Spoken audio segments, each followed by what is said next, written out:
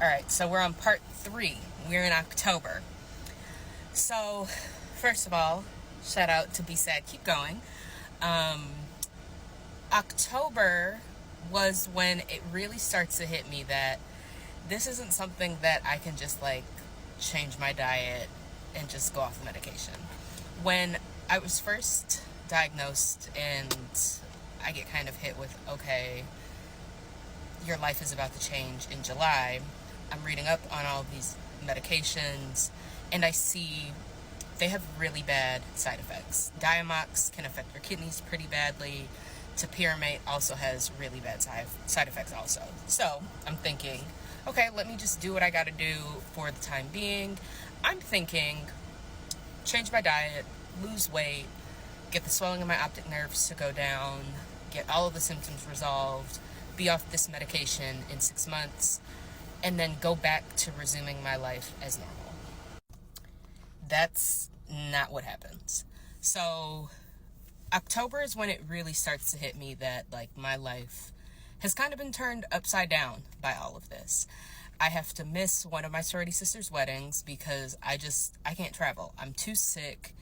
The symptoms are just really bad. Every day I'm waking up with a headache that's like a 6 or a 7. Then all of a sudden I start getting really bad vertigo.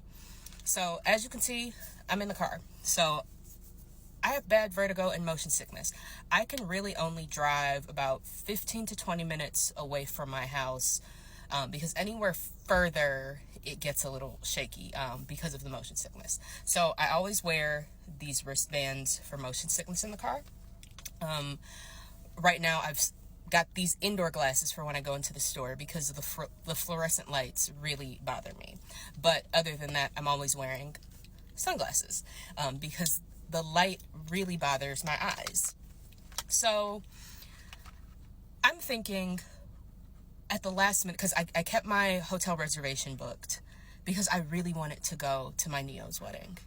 I really, really wanted to be there. And I just kept thinking, okay, what if I can just make it? What if I can fly? What if we can drive? And it gets to the point where the vertigo's like, bitch, sit your ass down. You're not going nowhere. So in October, after reading up on some of these symptoms, I'm realizing that vertigo might not just be a side effect of the topiramate. Vertigo might be a side effect of this condition. So based on a comment that somebody had made in one of the Facebook groups, I make an appointment with my primary care physician and I get a referral to get vestibular therapy. In order to get vestibular therapy, though, you need to be evaluated by an ENT. So in order to get evaluated by audiology and ENT, got to be seen by all these people first. So that appointment comes and goes. I have an ear infection amongst some other things, so they do the vestibular testing and it has to be broken up into 2 months of testing just because I had this really bad ear infection. But that is where they find out that I have superior canal dehiscence syndrome. So based on a lot of my reading, I did a lot of research on IIH instead of my PhD because I had to learn how to navigate this. So in doing this research, I learned that a lot of people with superior canal dehiscence syndrome, so that is actually where there's a really, really tiny bone on the inside of your ear. It can either be missing because you were born this way or because of the increased pressure from the fluid that's built up. That fluid could have eroded that bone. So I've always had bad earaches, and my mom even remarked, when I was a baby, I had issues with this. So they don't know with me which comes first, chicken or the egg. So find out that that is also a thing. But I'm also having this really weird ice pick sensation in my ear. It feels like there is a red hot ice pick stabbing me in my ear starting, I want to say, around October 12th. So I'm having all of these symptoms. I start seeing the neuro-otologist she's alarmed that I'm feeling pain with this. Because with superior canal dehiscence syndrome, the only symptoms that you're really going to see are sensitivity to sound, hearing your voice really loud in your head. So I do hear my voice really loud in my head. And then some other things. You shouldn't be getting pain. She thinks that I'm getting the pressure and pain because of the IIH, and that my IIH needs to be better managed in order to deal with this. So if you're still following along, right now with IIH, it's October. I am having bad vertigo, and I'm having vertigo in two ways.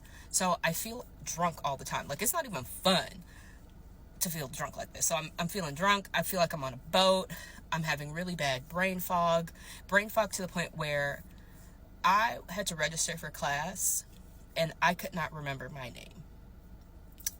Like, that's how bad the brain fog was. I couldn't remember how to get to the grocery store.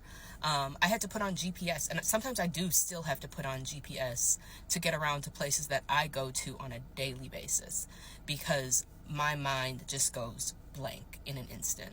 I'm having these headaches and migraines. I'm having both. I'm having this pressure and pain in my head.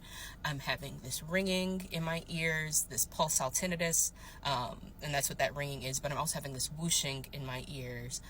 I'm having sensitivity to sound. So at this point, I can't really be in large crowds because all of that noise, it's just too much. At this point, I'm starting to notice I'm speaking a lot softer because of how loud my voice is in my head. I'm also nauseous.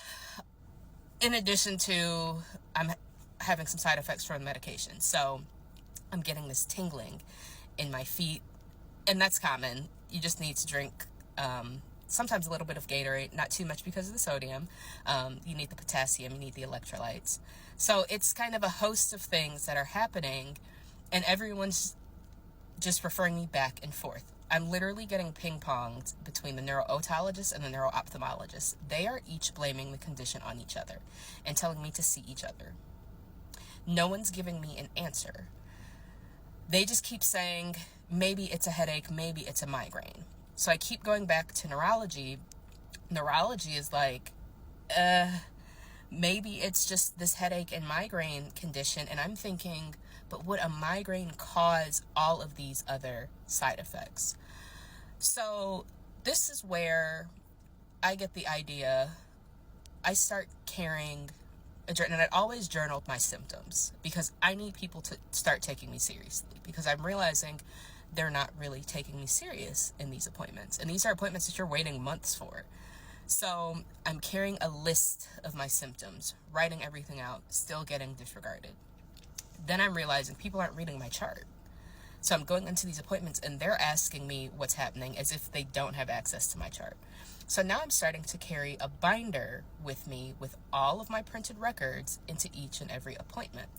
So from neuro-otology, I end up doing some research on my own, still just trying to navigate the next set of symptoms, having to wait another couple of months to see the neuro-ophthalmologist to figure out what do we do next.